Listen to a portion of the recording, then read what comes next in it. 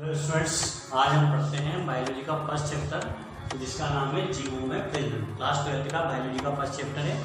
ठीक है, जीवों में जनन या प्रजनन। प्रजनन या जनन है क्या, पहले बताएंगे, क्योंकि प्रजनन या जनन के कारण ही धरती पर इतने सारे जीव मौजूद हैं। बिना प्रजनन या बिना निषेचन के हमारी या किसी भी जीव की संख्या में इतनी अधिक वृद्धि नहीं हो सकती है। तो अपने समान नए जीवों को उत्पन्न करने की क्षमता को ही क्या बोला जाता है, प्रजनन या जनन कहा जाता है। भिन्न भिन्न जीवों में जो जनन होता है वो भिन्न भिन्न तरीके से होता है।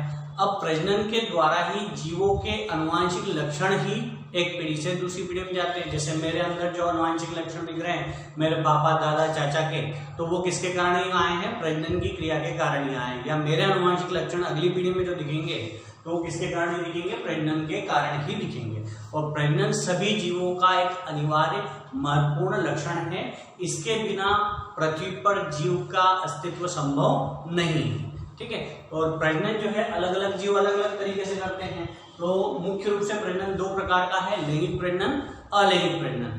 जो विकसित जीव हैं वो लैंगिक प्रजनन करते हैं और कम विकसित जीव जो हैं वो अलैंगिक प्रजनन करते हैं। जंतुओं के समान पौधों में भी प्रजनन होता है, लैंगिक अलैंगिक सेक्सुअल रिप्रोडक्शन, एसेक्सुअल रिप्रोडक्शन और वेजिटेटिव प्रोपोगेशन या वर्धी प्रसारण। ठीक है, जो विकसित पादप हैं वो तो लैंगिक प्रजनन करेंगे, परंतु अविकसित पादप जो है वो अलैंगिक प्रजनन करते हैं। और अलैंगिक प्रजनन के लिए कुछ विशिष्ट संरचना, जैसे बीजाणु का निर्माण होता है, कोनिडिया का निर्माण होता है और एकाइनिड का निर्माण होता है। इनके द्वारा अलैंगिक प्रजनन करते हैं। जो निम्न श्रेणी के पादप जैसे शैवाल, कवक, टेरिडोफाइटा, मोनेरा जगत के जीव, इनमें जो है अलैंगिक प्रजनन पाया जाता है और विकसित जीवों में लैंगिक प्रजनन पाया जाता है। तो प्रजनन की परिभाषा ये है, अपने समान नए जीवों को उत्पन्न करने की क्षमता प्रजनन कहलाती है। और प्रजनन द्वारा ही धरती पर जीवों का क्या बना रहता है, अस्तित्व बना रहता है। और प्रजनन सभी जीवों का एक महत्वपूर्ण अनिवार्य लक्षण है। तो प्रजनन की परिभाषा समझ में आ गई। अब आपकी प्रजनन की विशेषता, कुछ शब्दों को याद रखना तो आपको विशेषता याद हो जाएगी। सबसे पहला युग्मक या गेमेट। अब गेमेट क्या होता है कि जो लैंगिक प्रजनन की क्रिया होती है, तो लैंगिक प्रजनन की क्रिया, इन सबको समझने के पहले 5 शब्दों को आपको याद रख लेना अच्छे से। सबसे पहला है गेमेट, पहला शब्द गेमेट, दूसरा शब्द प्रजनन, तीसरा निषेचन, चौथा जायगोट और पांचवा विभाजन। इन शब्दों को पहले समझ लो कि ये क्या है। गेमेट क्या है, एक विशिष्ट जनन इकाई है। जो लैंगिक प्रजनन की क्रिया होती है उसमें एक विशिष्ट जनन इकाई का निर्माण होता है जिसे गेमेट या युग्मक कहा जाता है। ठीक है, और जो अलैंगिक प्रजनन होता है, तो उस अलैंगिक प्रजनन में विशिष्ट जनन इकाई नहीं बनती है। पूरा का पूरा पादप शरीर ही जनन इकाई की तरह कार्य करता है। या तो पादप शरीर या शरीर का कोई हिस्सा या कोई बीजाणु जो है किसकी तरह कार्य करता है, गेमेट की तरह व्यवहार करता है। अलैंगिक प्रजनन जो पौधों में जो प्रजनन होता है वो प्रजनन में मुख्य रूप से बीज के द्वारा होता है, पर बीज के अलावा तना भी, शाखा भी, जड़ भी, रनर भी, बुलबिल भी, कलिका भी, ये भी प्रजनन की क्रिया में भाग ले सकते हैं। तो पहली चीज गेमेट, गेमेट एक विशिष्ट जनन इकाई है जो लैंगिक प्रजनन के समय बनती है। पहली चीज याद रखना। प्रजनन आपको पता ही चल गया, नर और मादा से नए जीव की उत्पत्ति को प्रजनन कहा जाता है। अब निषेचन क्या है, गेमेटों का आपस में मिलना। नर गेमेट और मादा गेमेट के आपस में मिलने की क्रिया को क्या कहते हैं, निषेचन कहा जाता है। जो अलैंगिक प्रजनन करने वाले जीव हैं उनके अंदर कम विकसित गेमेट होंगे और लैंगिक प्रजनन करने वाले जीव हैं उनके अंदर अधिक विकसित गेमेट होंगे। अब मनुष्य की बात करें तो मनुष्य में 2 गेमेट है, एक तो मेल गेमेट, एक फीमेल गेमेट। मेल गेमेट को बोलते हैं वृषण या टेस्टिस, ठीक है, और फीमेल गेमेट को बोलते हैं अंडाशय या ओवरी। अंडाशय या ओवरी, ये क्या है, गोनेड। सॉरी, ये है गोनेड जिसके अंदर गेमेट बनते हैं। और वृषण के अंदर जो गेमेट बनता है उसका नाम है शुक्राणु, और ओवरी के अंदर जो गोनेड बनता है उसका नाम है अंडा। ठीक है, ये गोनेड है, नर गोनेड और मादा गोनेड। नर गोनेड के अंदर नर गेमेट बनता है जिसका नाम है शुक्राणु, और मादा गोनेड के अंदर मादा गेमेट बनता है जिसका नाम है अंडा। ये इंसान की बात करी। अगर पौधों में बात करें तो पौधे के नर जननांग को बोलते हैं एंड्रोशियम, आपको पता है। उसके एक इकाई को बोला जाता है परागकण। परागकण क्या है, गेमेट है।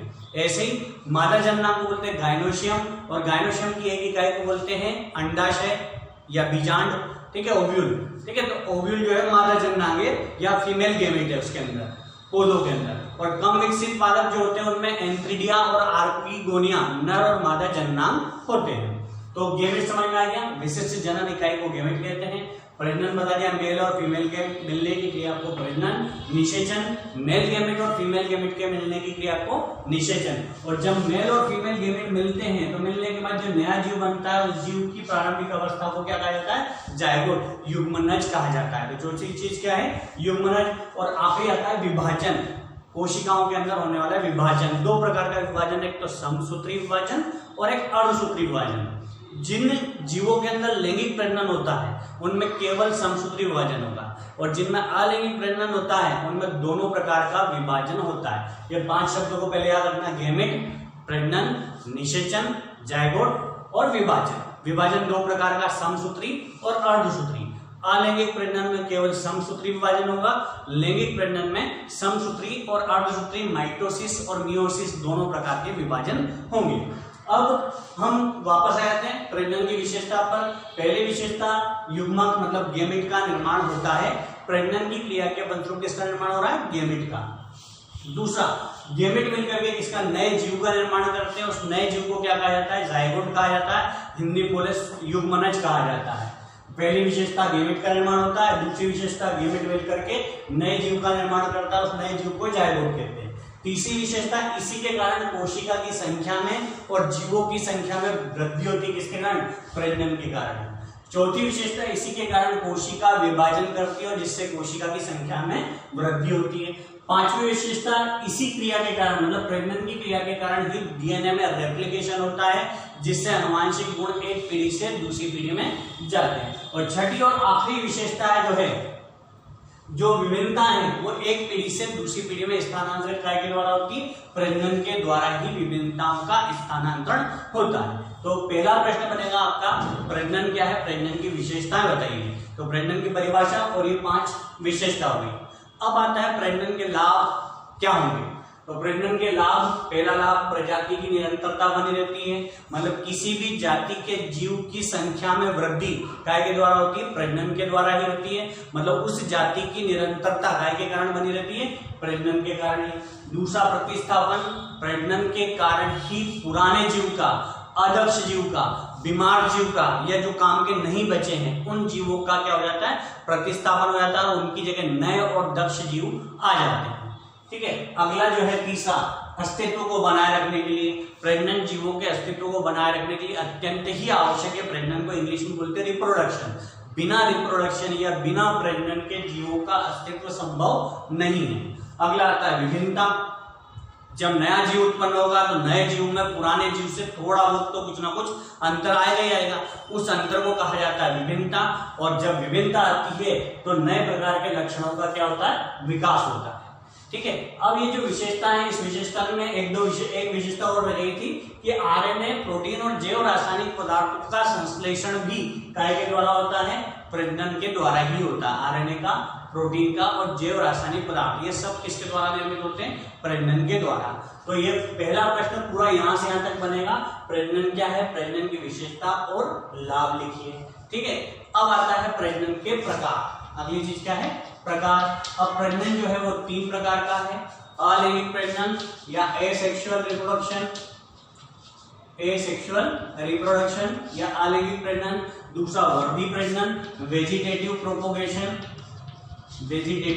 प्रोपोगेशन। और तीसरा आता है लैंगिक प्रजनन या इसको बोलते हैं सेक्सुअल रिप्रोडक्शन। 3 प्रकार का प्रजनन है। इस चैप्टर में जीवों में प्रजनन के अंतर्गत में एसेक्सुअल और वेजिटेटिव रिप्रोडक्शन के बारे में डिटेल में वर्णन किया है। जो सेक्सुअल रिप्रोडक्शन है हम अगले चैप्टर में इसके बारे में पढ़ेंगे, पर यहाँ पर भी थोड़ी बहुत जानकारी लेंगे। पहले हम देखते हैं अलैंगिक प्रजनन। प्रजनन की वह विधि जिसमें विशिष्ट जनन इकाई गेमेट का निर्माण नहीं होता है। क्या नहीं होता है? गेमेट का निर्माण नहीं होता है। अब गेमेट नहीं निर्मित हुआ है तो निषेचन भी नहीं होगा। ना गेमेट का निर्माण होता है ना निषेचन होता है, और गेमेट का निर्माण नहीं हुआ और निषेचन नहीं हुआ तो क्या भी नहीं बनेगा, जायगोट का निर्माण भी नहीं होता है। बिना निषेचन के, बिना गेमेट के और बिना जायगोट के होने वाला प्रजनन क्या कहलाता है, अलैंगिक प्रजनन या एसेक्सुअल रिप्रोडक्शन कहलाता है। अब इस प्रकार के प्रजनन में विभाजन भी केवल एक ही प्रकार का होता है, कौन सा वाला विभाजन, समसूत्री विभाजन। कौन सा, समसूत्री विभाजन, अर्धसूत्री विभाजन नहीं होता। और ये वाला विभाजन जो है देहिक कोशिकाओं में होता है, पादपों की, हम पादपों के बारे में पढ़ेंगे, इसमें जंतुओं के बारे में पढ़ेंगे। तो अगर देहिक कोशिकाओं में ही अलैंगिक प्रजनन होता है, इस कारण इस प्रजनन को कायिक प्रजनन या सोमेटिक रिप्रोडक्शन भी कहा जाता है। जो अलैंगिक प्रजनन जो है वो निम्न श्रेणी के जीवों में पाया जाता है। अगर पौधे की बात करें तो ब्रायोफाइटा में, शैवाल में, कवक में और टेरिडोफाइट्स में अलैंगिक प्रजनन पाया जाता है। अलैंगिक प्रजनन से ठीक उल्टा है लैंगिक प्रजनन। अलैंगिक प्रजनन में विशिष्ट जनन इकाई गेमेट नहीं बना है, यहाँ पर विशिष्ट जनन इकाई गेमेट का निर्माण होगा। यहाँ पर निषेचन की क्रिया नहीं हुई है, यहाँ पर निषेचन की क्रिया होगी। यहाँ पर जायगोट नहीं बना है, यहाँ पर जायगोट का निर्माण होगा। पर यहाँ जायगोट नहीं बना है तो फिर जो नया जीव बनेगा वो क्या कहलाएगा, तो अलैंगिक प्रजनन के फलस्वरूप जो नया जीव या संतान उत्पन्न होती है उनको बोला जाता है क्लोन। और क्लोन के एकक को बोलते हैं रेमेट। याद रखना है नाम, रेमेट क्या है, बहुत सारे क्लोन बनते हैं, बहुत सारी कॉपी तैयार होती है, उसके एकक को बोला जाता है रेमेट। और जो लैंगिक प्रजनन है उससे उत्पन्न जो जीव होता है उसको बोलते हैं जायगोट। और जायगोट विकसित होकर के भ्रूण, भ्रूण से शिशु का निर्माण होता है। ठीक है, लैंगिक अलैंगिक प्रजनन में विशिष्ट जनन इकाई नहीं बनी है, यहाँ पर निषेचन नहीं हुआ है, यहाँ पर जायगोट का निर्माण नहीं हुआ है। इस प्रजनन के लिए केवल एक ही जनक की आवश्यकता होती है। वो एक ही जीव जो है पूरे के पूरे विशिष्ट जनन इकाई की तरह कार्य कर लेता है। मतलब उस जीव से नया जीव बन जाता है या उस जीव के किसी भाग से नया जीव बन जाता है।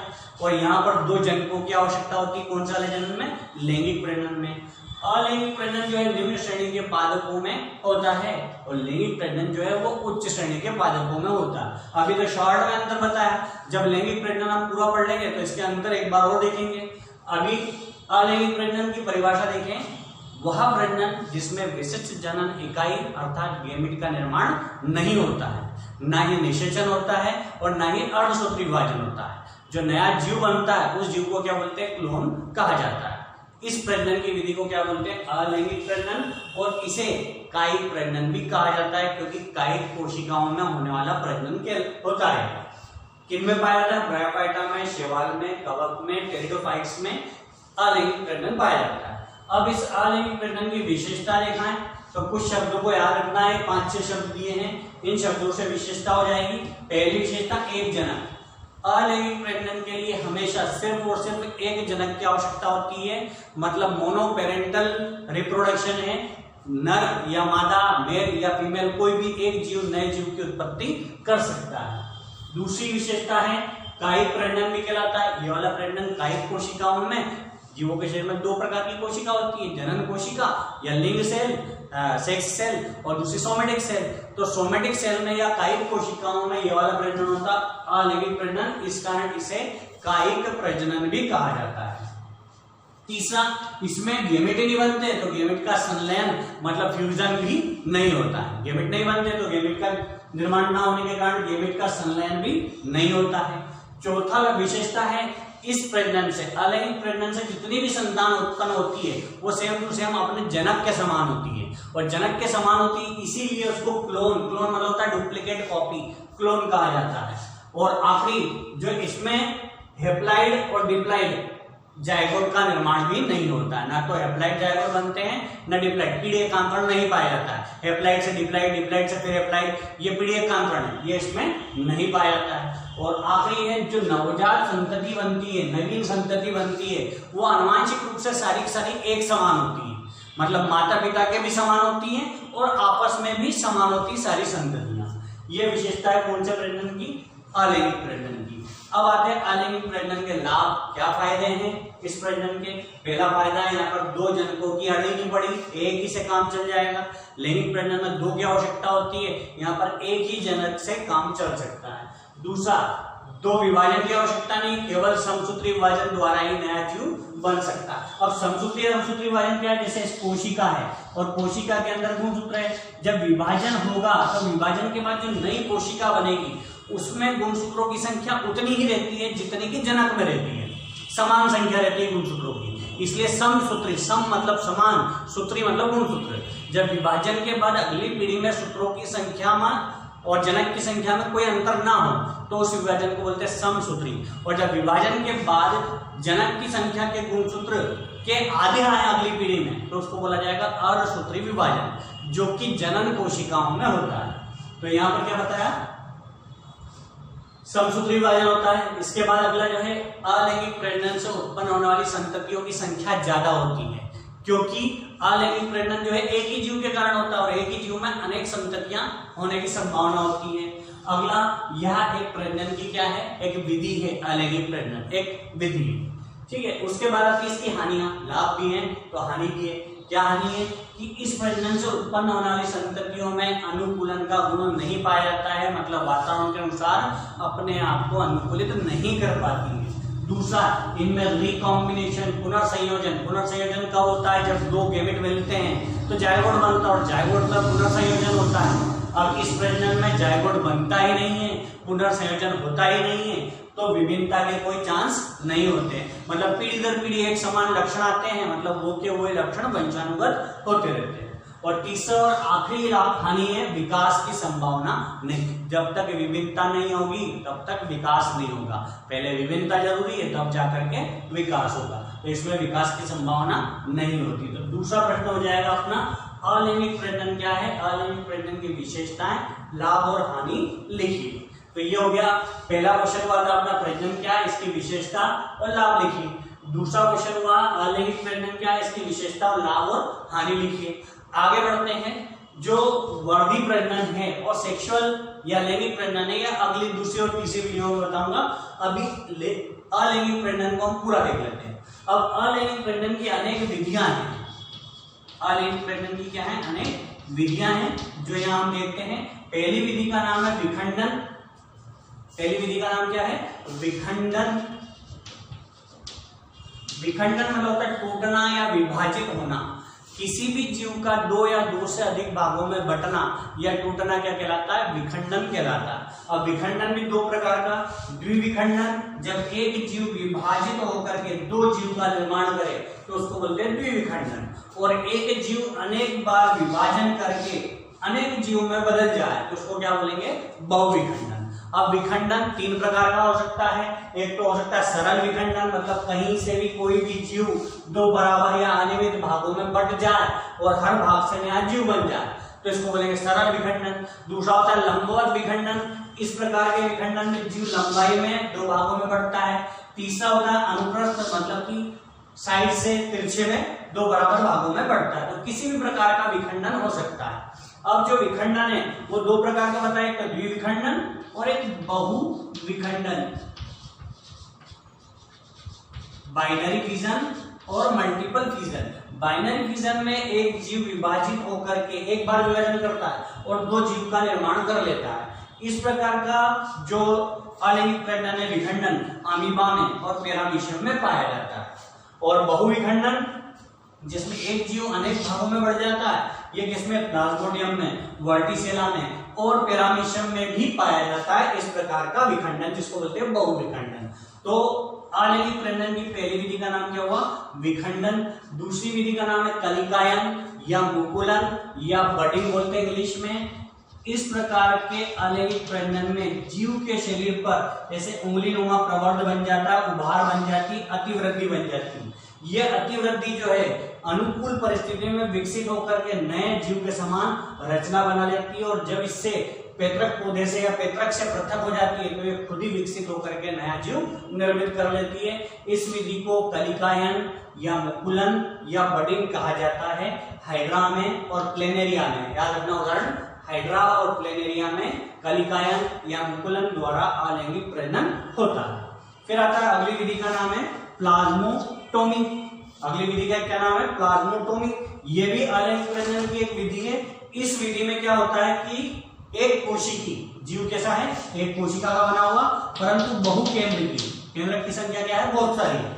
एक कोशिकी और बहुकेंद्रकी जीवों में इस प्रकार का आलैंगिक प्रजनन होता है। मुख्य रूप से प्रोटोजोअन्स में इस प्रकार का प्रजनन होता है। इसमें क्या होता है कि पहले प्लाज्मा मतलब इसके अंदर का द्रव्य विभाजित होता है और केंद्रक के चारों ओर एक आवरण बना रहता है और कुछ समय बाद केंद्रक और प्लाज्मा जो है अलग अलग भागों में अंदर ही अंदर क्या जाते हैं, बट जाते हैं और एक कोशिका से अनेक कोशिका निर्मित हो जाती है। इसे क्या कहा जाता है, प्लाज्मोटोमी। पहले प्लाज्मा विभाजित होता है, केंद्रक के चारों ओर आवरण इकट्ठा कर लेता है और अंदर ही अंदर विभाजित होकर के अनेक कोशिकाएं बना लेता है।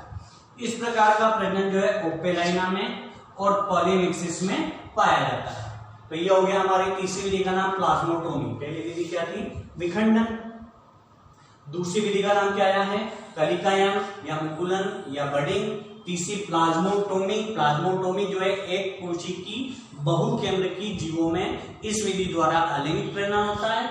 इसमें क्या होता है कि जो केंद्रक है उस केंद्रक के चारों ओर प्लाज्मा मतलब द्रव इकट्ठा हो जाता है सभी केंद्रक के चारों ओर, और पहले ये द्रव और केंद्रक जो है अलग विभाजित हो जाते हैं और अलग अलग विभाजन करके इस प्रकार एक कोशिका से अनेक कोशिकाओं वाले जीव का निर्माण हो जाता है। ओपेलाइना में और पॉलीमिक्सिस में इस प्रकार का आलैंगिक प्रजनन पाया जाता है। अगला आता है गेम्यूल या स्टेटोब्लास्ट। गेम्यूल या स्टेटोब्लास्ट ये भी आलैंगिक प्रजनन की एक विधि है। इस विधि में क्या होता है कि एक विशेष प्रकार की गोलाकार कोशिका बन जाती है। पैतृक के ऊपर एक विशेष प्रकार की गोलाकार रचना बन जाती है। इन गोलाकार रचनाओं के समूह को गोलाकार रचना बनती है और फिर उसका क्या बन जाता है, समूह। इस समूह को क्या बोलते हैं, गेम्यूल या स्टेटोब्लास्ट कहा जाता है। गेम्यूल या स्टेटोब्लास्ट जब इसके जनक की मृत्यु हो जाती है तो ये खुद ही विकसित होकर के नए जीव का निर्माण कर लेता है। गेम्यूल या स्टेटोब्लास्ट द्वारा आलैंगिक प्रजनन स्पॉन्जिला में पाया जाता है। ठीक है, चौथी विधि हो गई। फिर पांचवी विधि आती है पुनरुद्भवन या रीजनरेशन। एक लाइन याद रखना, टूटे फूटे अंगों की या तो मरम्मत होना या टूटे फूटे अंगों का वापस से निर्माण होना क्या कहलाता है, पुनरुद्भवन कहलाता है। जैसे छिपकली की पूंछ आपने देखी होगी, कटने के बाद वापस से बन करके आ जाती है, तो वहां मरम्मत नहीं हुई है, वापस से नई पूंछ बनती है। हमारी उंगली कट जाए तो इसकी रिपेयरिंग हो जाती है केवल। तो पुनरुद्भवन सभी जीवों के अंदर पाए जाने वाले प्रमुख गुण हैं, परंतु निम्न श्रेणी के जो जीव है इस विधि द्वारा आलैंगिक प्रजनन करते हैं। ठीक है, हाइड्रा और प्लेनेरिया। प्लेनेरिया की विशेषता है कि इसके सर के जितने हिस्से करें, जितने भाग में इसको बांटा जाए इसके सिर को, वो उतना वापस से नए प्लेनेरिया निर्मित हो जाते हैं। यहाँ से हमने 3 टुकड़े कर दिए तो 3 सिर वाला प्लेनेरिया बन जाएगा। यहाँ से टुकड़ा करा तो ऊपर का प्लेनेरिया अलग, नीचे का अलग। 3 टुकड़े कर दिए शरीर के तो बीच वाला हिस्सा जो है एक नया प्लेनेरिया बना लेगा, नीचे वाला हिस्सा एक अलग प्लेनेरिया बना लेगा, ऊपर वाला एक अलग प्लेनेरिया का निर्माण कर लेगा। तो टूटे फूटे अंगों की मरम्मत होना या टूटे फूटे अंगों का वापस से निर्माण होना क्या कहलाता है, पुनरुद्भवन या रीजनरेशन या खंडी भवन कहलाता है। ठीक है, जो कि हाइड्रा और प्लेनेरिया में पाया जाता है। और आखिरी विधि है बीजाणु या स्पोर्स के द्वारा। आखिरी विधि का नाम क्या है, बीजाणु या स्पोर्स के द्वारा। ये बीजाणु या स्पोर एक कोशिकी रचना है, इसके चारों ओर पतली भित्ति पाई जाती है, पतली भित्ति का आवरण। ठीक है, विशेष प्रकार के रचना जिसे क्या कहते हैं, बीजाणु अति सूक्ष्म होता है, पतली भित्ति वाला होता है और यही विकसित होकर के अंकुरित होकर के नए जीव का निर्माण करने का काम करता है। कौन, बीजाणु। शैवाल में, कवक में, मोनेरा जगत के जीवों में और प्रोटिस्टा जगत के जीवों में विशिष्ट रचना मतलब बीजाणु का निर्माण, स्पोर का निर्माण होता है। कुछ स्पोर्स में से रचनाएं पाई जाती है, इन रचना को बोलते हैं फ्लैजिला। फ्लैजिला मतलब चलनशीलता वाला अंग, चलन अंग, जिसको क्या बोला जाता है, फ्लैजिला। जिसमें फ्लैजिला पाया जाता है उसको बोलते हैं चल बीजाणु, और जिसमें फ्लैजिला नहीं पाया जाता है उसको बोलते हैं अचल बीजाणु। चल बीजाणु को जू स्पोर कहते हैं। क्लेमाइडोमोनास और यूलोथ्रिक्स इनमें फ्लैजिला पाया जाता है, इसलिए चलनशील बीजाणु है। और कुछ में फ्लैजिला नहीं पाए जाते हैं तो वो कैसा बीजाणु है, अचल बीजाणु। एकाइनिड और कोनिडिया जो है वो किस प्रकार का, अचल बीजाणु है। तो ये हमारा अभी हुआ है केवल आलैंगिक प्रजनन की विधियां। अब अगली विधि आएगी हमारी, क्या आएगी, वर्णी प्रजनन।